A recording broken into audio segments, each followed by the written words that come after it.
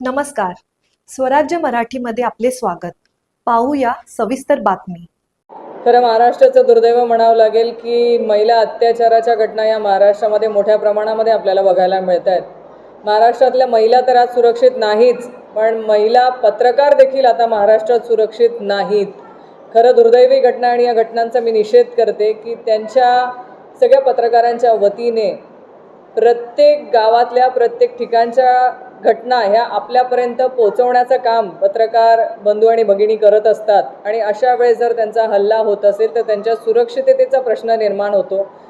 सरकारने याबाबत योग्य ती तात्काळ कारवाई करणं अपेक्षित आहे. ज्या लोकांनी या महिला पत्रकार भगिनीवरती हल्ला केलेला आहे त्याला तात्काळ कठोर शिक्षा करणं गरजेचं आहे. अन्यथा आपल्या जो चौथा स्तंभ आपण म्हणतो त्या पत्रकारितेतल्या महिला भगिनी ज्या काम करता आहेत त्यांच्या सुरक्षिततेचा प्रश्न निर्माण होऊन उद्या आपल्या प्रत्येकापर्यंत चांगल्या ज्या बातम्या ते पोहोचवण्याचं काम करतात किंवा लोकांना न्याय देण्याचं काम करतात ते कुठेतरी त्याला बाधा येईल. म्हणून लवकरात लवकर सरकारने या बाबतीमध्ये चौकशी करून कठोर शिक्षा करणं आरोपींना गरजेचं आहे.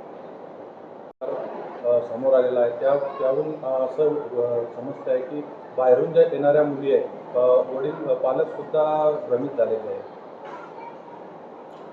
त्या घटनेमध्ये मला असं वाटतं योग्य ती चौकशी पोलीस यंत्रणेच्या माध्यमातून चालू आहे. जे कोणी दोषी असतील त्या दोषींवरती लवकरात लवकर कारवाई करण्यात यावी ही आमची सगळ्यांची देखील मागणी आहे.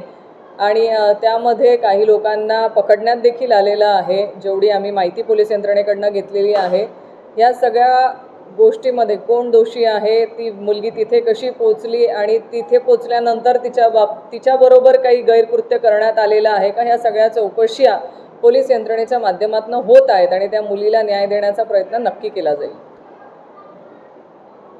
स्वराज्य मराठी, बातमी नाही जबाबदारी. चॅनलला लाईक करा, शेअर करा आणि सबस्क्राईब करा.